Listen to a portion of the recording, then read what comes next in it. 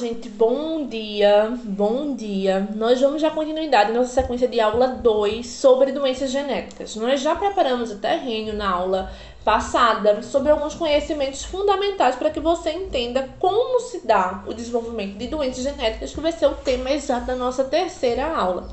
Então, gente, nós já sabemos que uma mudança no nosso cariótipo normal pode acarretar doenças genéticas. Essas podem ser hereditárias ou não hereditárias. E, gente, a ciência ela tem avançado muito a ponto de nós conseguimos fazer esse mapeamento, esse aconselhamento genético. Então, a gente consegue ter detalhadamente todos os nossos genes, saber sobre a probabilidade de um desses genes vier a ser mutado.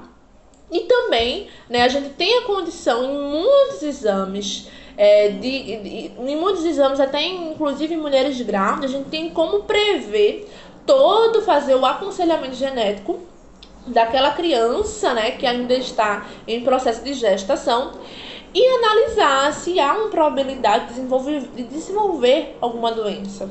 E aí, prevenir, o surgimento, o aparecimento daquela doença. Então, essa área que faz todo esse estudo dos nossos cromossomos é a citogenética. E nós já sabemos que o nosso cariótipo humano normal, nós temos 46 cromossomos, e essa quantidade ela é para o cariótipo normal da espécie humana. Então, uma alteração em um desses cromossomos em relação à quantidade, sendo ele a mais ou a menos, pode acarretar doenças. Então, nós vamos estudar detalhadamente na aula que vem a trissomia do cromossomo 21. Olha, trissomia, que também a trissomia do cromossomo 21 é o nome dado a uma doença que é muito conhecida como síndrome de Down. Então, como fala trissomia, nós temos 3 genes, onde era para ver apenas 2. Então, surgiu um terceiro gene, então houve uma mutação, porque o normal seria que no cromossomo 21 houvesse 2 genes, agora nós temos 3 genes, e acarretando uma malformação, que um termo muito utilizado era o termo de aberração cromossômica, Então, essas aberrações cromossômicas são mutações cromossômicas provenientes do cromossomo, por haver uma quantidade excedente. Também uma alteração cromossômica, ela pode ser na estrutura do cromossomo. Existem várias mutações que são estruturais. Então, a gente tem, por exemplo, uma alteração genética chamada de translocação. Então, o que é que eu tenho na translocação? Eu tenho uma alteração na estrutura do cromossomo, é uma alteração estrutural, e o que vai mudar é uma porção do cromossomo que vai ser mutada. Então, eu transloquei o meu cromossomo. Eu tenho uma inversão, por exemplo, porque eu tenho uma separação de uma parte do cromossomo, uma parte do meu cromossomo ele se separa, e outra é colocada no seu lugar. Houve uma inversão. Isso também pode promover uma doença. Nós temos a deleção, que é a perca de uma parte do gene. Então, veja, se eu perdi uma parte do meu cromossomo, perdi uma parte do meu cromossomo, então perdi uma parte do meu gene. Alguma informação ali não vai ser processada. Eu tenho uma parte a menos do meu cromossomo, que foi perdida. E muitas vezes, no lugar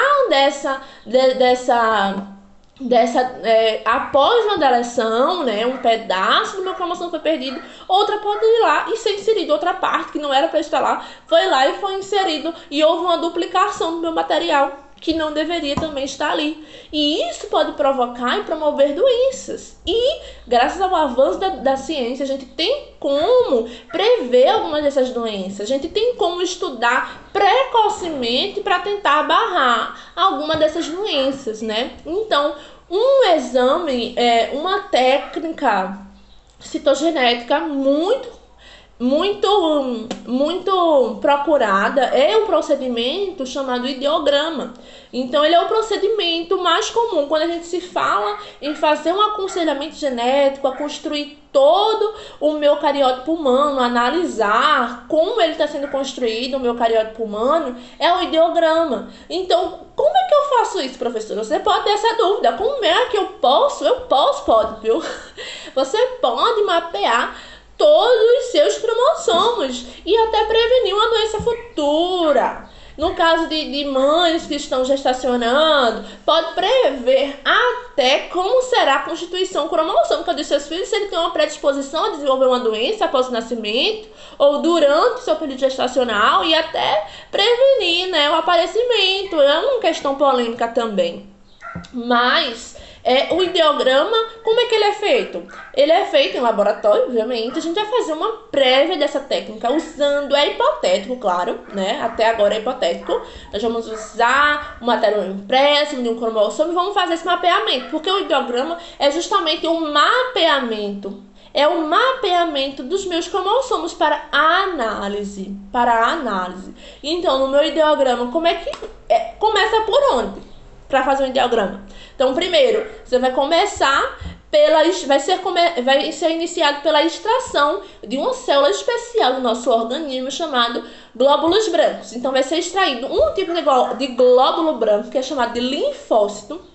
E esse linfócito vai ser colocado em uma solução nutritiva e então ele vai ser ali nutrido. Depois, associado ali, vai ser colocado uma substância que vai induzir o crescimento daquelas células do glóbulo branco, que é o linfócito. E uma substância chamada fitohemoglutinina. Então, a fitohemoglutinina, ela vai desencadear o crescimento daquela célula. E ela vai se multiplicar muito rápido, vai se dividir muito rápido.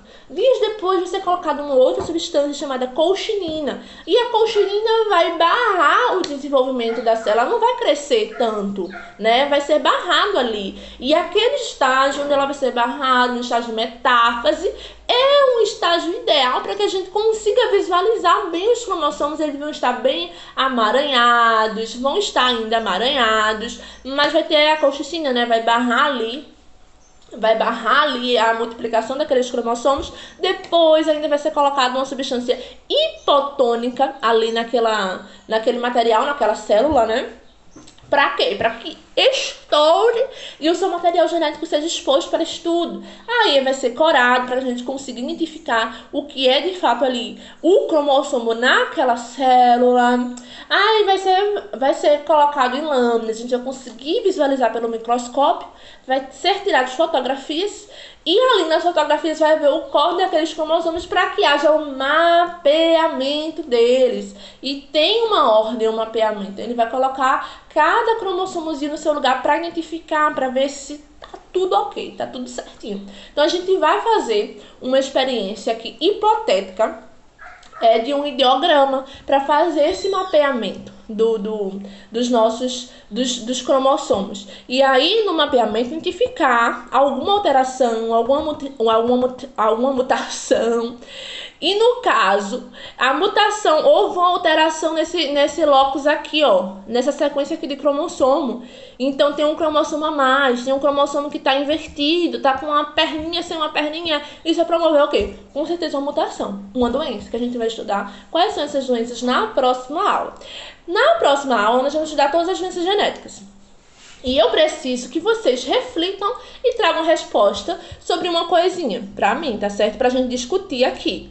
Então, nós já estudamos o que acomete uma mutação cromossômica, uma mutação genética. É interessante que você distingua que a mutação cromossômica, as doenças cromossômicas são vindas de uma mutação, de uma alteração nos cromossomos. E uma mutação genética é uma alteração do DNA, da sequência das bases nitrogenadas, que pode acarretar uma outra formação de proteína, há um gene que está no lugar errado também, mas isso é uma doença genética e elas são distintas, genéticas e cromossômicas, certo? E vai ocasionar doenças distintas e muitas delas são hereditárias. Mas eu queria que você pensasse uma coisinha, refletisse, buscasse resposta e trouxesse para nós na próxima aula. Nós vamos estudar futuramente uma área da biologia que está sendo bem estudada agora, e ela é realmente bem nova, que é a epigenética. Epi tá acima, né? Então é uma ciência que ainda diz assim, estou acima da genética. A gente fala sobre, quando a gente fala epigenética, a gente relaciona a influência do ambiente na ativação e desativação de algumas doenças genéticas. E, gente, eu trouxe uma situação, um problema, que é essa que eu quero que a gente reflita sobre ela. Nós sabemos que mutações genéticas, algumas delas, não dependem das nossas atitudes, digamos assim. Algumas sim, quando a gente ingere muitos alimentos que não devem ser ingeridos, a gente vai estudar na próxima aula alguma dessas doenças, tá? Quando eu ingiro alimentos que não é para ser ingeridos, né? Quando eu estou contaminada com certas substâncias tóxicas, pode ali promover uma alteração nos meus genes, uma alteração genética sucessivamente e acarretar uma doença, pode. Mas essas algumas aí, né, são de acordo com algumas situações que nós estamos expostos. Mas a situação hipotética aqui, que a gente quer, a situação problema, que a gente precisa refletir, é sobre, vou resumir, todos vocês já receberam, tá, essa situação, depois leiam com atenção, mas a situação de Carlos. Carlos está totalmente triste, decepcionado com a sua família e muito preocupado com a situação dele. A preocupação de Carlos é porque o pai dele é alcoólatra. Ele é alcoólatra. O alcoolismo pode ser considerado uma doença.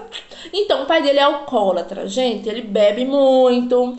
O pai dele, até usando substâncias ilícitas, está usando. O irmão está no mesmo caminho do pai, se drogando também. E Carlos é um estudante.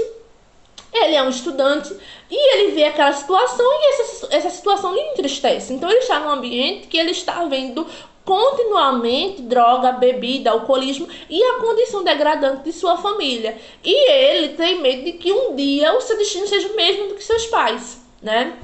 E ele desabafa para um amigo sobre esse medo que ele tem. E um amigo, rapaz, participou da aula de biologia, estudou um pouco sobre epigenética. Ele estudou epigenética. Infelizmente, ele não teve uma palavra de muito conforto para Carlos. A não ser ele disse assim, olha, meu filho, meu amigo, a gente vai estudar, a gente vai vencer de vida, você vai sair desse ambiente que tanto está lhe oprimindo, esse ambiente não vai lhe condicionar, ele não pode lhe condicionar, mas você precisa sair desse ambiente, mudar de vida e depois ajudar os seus pais, o seu pai, o seu irmão a mudar de vida também. Veja, e ele falou sobre a epigenética, sobre a influência do ambiente nos genes. Mas Carlos falou, não, besteira isso aí, porque a condição onde eu vivo